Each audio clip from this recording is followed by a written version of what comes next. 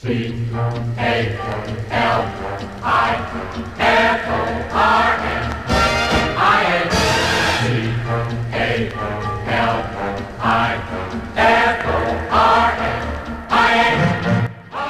to the Free the Bear podcast. My name is Bill. This is episode 3, Revenge of the State. It's the third and final part of our interview with Theo Slater, founder of the California National Party.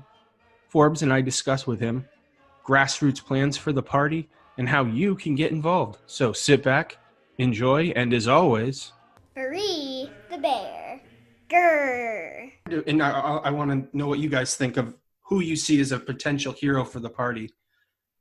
The person I see right now, and I'm not necessarily totally hopeful on him, is Tom Steyer. He's a compromise to me. He's a billionaire who's done a lot of good work recently. He, to me, would be the guy, if he stepped up, he might move the meter a little bit. But like I said, I'm not holding my breath for him. Who do you guys see, besides us in the grassroots movement, someone outside of the party stepping up and becoming someone who can help California independence? If I can be perfectly blunt, Tom Steyer, I noticed a little bit about, and, I know Gavin Newsom. I think that, it's one of these situations where I don't see an outside figure, really. I think there's going to be some unknown. I'm not saying like it's us, but I'm just saying like it's going to be some unknown person that's going to come out of the woodwork. The reason why I say that is that there is such a psychological break you have to make. And most of the time in history, it's usually people who are not already kind of so juiced into the ruling class who make the changes. Like, for example, like there's not like like Lord Halifax or whatever you want to discount, something from England who was interested in American independence. There's people already so juiced into the system. Now, granted, you can even say the same thing about George Washington. He was a large landowner, but at standards of the day, he was still a provincial. He was still not part of that system whatsoever. He was not a royal governor. He was not given the hand of fate from England or anything like that to take charge or anything. It's going to be someone we just don't know. It's going to be probably something so random it's going to blow our minds in a few years, like looking back. Because, again, the march of history is speeding up, and it could be very, very funny who comes out the woodwork. Again, it could be someone that none of us could even imagine a few years from now. It's like, oh, yeah, that's actually the provisional president. It's like, I didn't see that coming. And I don't think most of the time people will. I mean, like, not to make a more dramatic example, but like, what was it? Fidel Castro was basically a divorced lawyer who got off a boat with 12 guys and went into the jungle. And all of a sudden became the masters of Cuba. I'm not saying again, we're going to take to the hills, Che or anything like that. We don't want violence or anything. But that example, Fidel Castro was an absolute nobody among nobodies. Yeah. And I mean, I think getting back to the birth of the California National Party, the start of the California independence movement, I looked out and saw no one advocating for the solution. I found a couple of other people who agreed with it. And when you start something like that from the very beginning, so many people say, this is impossible. What you're trying to do is impossible. You should just give up. You should just forget it. And I think what you realize when you're a couple of years into that struggle, and, the hard part is not now. This is the easy part. Our leadership committee had barely any turnover over the course of the last year. Usually there would be 50% turnover. And, trying to convince someone to be the 10th person in a political party is a lot harder than trying to convince someone to be the 1,000th person in a political party. So a lot of the hard work has already been done. But I think the real point I'm trying to make is we're waiting for some hero to come along and save us. The only heroes left are us. We are the heroes we're waiting for. And either we will accomplish this task, either we will pull this boulder up the mountain no matter how hard it is and no matter how long it takes, or no one will. And so I would say, look not to some benevolent billionaire who will, come around. I would say, let's build the future that we can believe in, no matter what it takes. And that we are the heroes we've been waiting for. And I will add on to that. If we could get someone, an assemblyman or a state senator, that would be monumental. That might be a tipping point for us. It would get national attention. It would give us real legitimacy. It would be a shock to the establishment. So, Forbes, you might be right. It might be someone, it could be one of us becoming assemblyman or a state senator or, what have you. But sometimes I think about this, and it's a very daunting task that we've all dedicated ourselves to.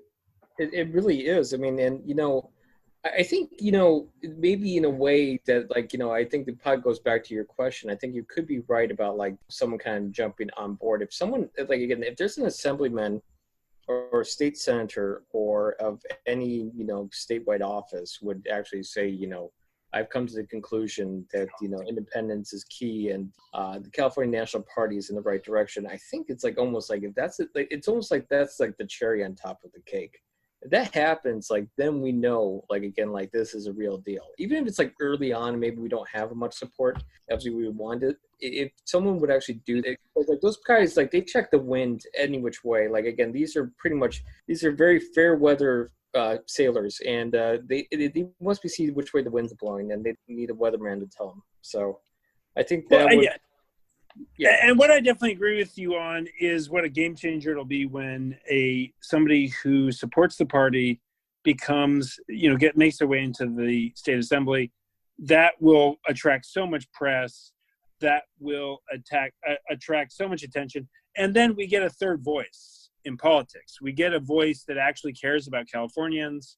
We get a voice that isn't worried about these rulers thousands of miles away who don't care about us and don't share our culture.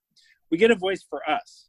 And I think we should look at our medium-term goal is the liberation of our people, but our short-term goal is one assembly member, one state senator, because that will change the entire conversation. That will give us a platform and legitimacy. So, if anyone who's hearing these words, if you want to run for office and you share our vision for a free and independent California, then talk to us, get a hold of us, because we need to run 100 candidates. We need to run 1,000 candidates, and then we need to run 10,000 candidates. We need to take over this state democratically, and we need to then turn it into a nation. And the people who are going to be the point of that spear are probably people who are hearing me say these words right now. So get involved, join our party, run for office, win, and help us change the world. Oh gosh, that's what it's all about. I volunteered for a presidential campaign this time that started in 23rd place and ended up in 5th or 6th place. So if you're out there and you need you're going to run, I will volunteer for you in a heartbeat. If we could get someone to run, I would donate hours a week of my time to get them elected. And I know that I'm not the only one. We have a very passionate base. So if you're hearing this and you want to get that 6-figure salary from California assemblyman and make some good changes in life, we're here for you. Go to the website, californianational.party, fill out the information under volunteer, indicate that you want to run for office. I think if you talk to some of the people that we've worked with in the past, such as Michelle Gomez in San Diego County, the kind of support and dedication and passion that we bring to a race for someone who shares some of our views, and you don't have to share all of it, is so much greater than these two giant parties who don't really care about you. We care, and we will phone bank for you. We will fundraise for you. Obviously, if you're going to run for office, you got to do a lot of the heavy lifting too, but we'll be there with you in a way that the Democratic Party, the Republican Party are not, because you're just a number to them. They just do some kind of probability on your victory and then walk on. Whereas to us, you're this precious part of the future. Theo, can I ask you something? This is kind of something that's been in the back of my mind. Again, if someone runs for an office, right, and someone wants to be a candidate for CMP or at least an ally, you're going to, again, like any campaign, you have to start kind of plotting out, like you already talked about how, you already have kind of the talking points down. Like if someone springs a question on you, you already know how to kind of like say it, because most of the time you did your homework, number one, and then number two, you've kind of heard the same things over and over again, right? Sure. What would on the campaign trail for like someone running for office? How would you pitch California independence to people who they're not obviously Trump people, right? Because that's a completely lost cause, and that's actually you're just wasting calories and breath just speaking to them. Well, But can I stop you right there, Forbes? I actually have a plan to get some of the Republican and Trump people. I would pitch that, listen, the Republicans are not going to win state office in California. It's a one-party system. But hey, if you get one of us elected, that means you're no longer facing a Democratic incumbent who's been there forever next time around. So that would be my pitch to Trump supporters, is just spiting the Democratic Party. I think it's an interesting point. I would say, though, that, what I would like to talk about briefly is just kind of the nuts and bolts of how you actually get elected in California. And that is, if you want to run for office, what you need to do is you need to go to your Chamber of Commerce. You need to go to your restaurants, your retail establishments, your small businesses, and say, what can I do for you? Because what the California National Party really stands for, as much as anything else, is good governance for California. So the base of any campaign for local office are the small businesses that make up your community. And if you're going to win, you're going to need support from some of those people. So go to them, talk to them. What do those restaurants need? What do those retail establishments need? What do those small businesses need that make your community prosperous? And then, and because because California is drifting into a single party state, that's ever more oblivious and less responsive government by people who can care ever less and manage to stay in power anyway. Yeah, because they're going to win everything. So they don't have, there's, again, that one-party systems always become very corrupted very quickly because of the fact that now competition, what do you... So really what the California National Party can offer and what our candidates can offer for local office is responsive government and finding out what the needs of your individual community are. Because we're not going to win office just on an independence message. Some people want that, but people need to know how you're going to govern San Diego. People need to know how you're going to govern Oakland. People need to know how you're going to govern Fresno. They need to know how you're going to make their schools better, how you're going to make their roads better. And I think this is another reason to point back to the Scottish National Party. They are supported by people who don't support Scottish independence because they are known for good government. And I think that's what we can offer the people of California far before we can offer them independence, is just good and responsive government that cares about them. And that's why we favor universal basic income. That's why we favor single-payer universal health care. That's why we favor a housing-first approach to homelessness, so that you have an address for that person, so that then other social services can go in and be given to that person to break the cycle of poverty, to break the pit. Homelessness is a trap. And once you fall into it, it's incredibly hard to climb out of it. And I've known and been very close with people who have fallen into that pit. And the status quo politics of California today are utterly failing those people. And it's not hard. It's not that hard to help those people. It's just that American and California politics have gotten so broken and so focused only on the needs of the richest 20% of the society that our political system literally doesn't care about the lower 50% of people at all. And that's why their lives are getting harder and harder and harder and harder. So what we offer California first and foremost is a hand up, a hand out of that pit of homelessness, healthcare you can actually afford, not a situation where you're getting taxed or penalized or having to pay a fine because you can't afford this racket that the billionaires inflict upon us. And then also, as we move towards an ever more automated society, we will either face the options are universal basic income or revolution, because we will quickly drift into a pre-revolutionary France society where a vast number of people are just barely surviving. And that is not 20 years away. That's 5 or 10 years away. especially with COVID, we're seeing this meltdown in our economy, and everything that can get, because a machine can't catch COVID-19. So everything that can be automated will be automated. So we are launching into this challenging future ruled by a single party in California and a broken duopoly in DC that doesn't care about our people. And we care about our people. Now, Theo, correct me if I'm wrong. UBI is part of our platform as well as a negative income tax. Is that correct? Yeah, well, certainly I think that we're moving towards that. We're going to have both. We're updating our platform right now. And so we're going to have a 2020 platform that has both of those components. I would say that to me is the most bold policy I've ever seen. And I think, you're talking about small businesses.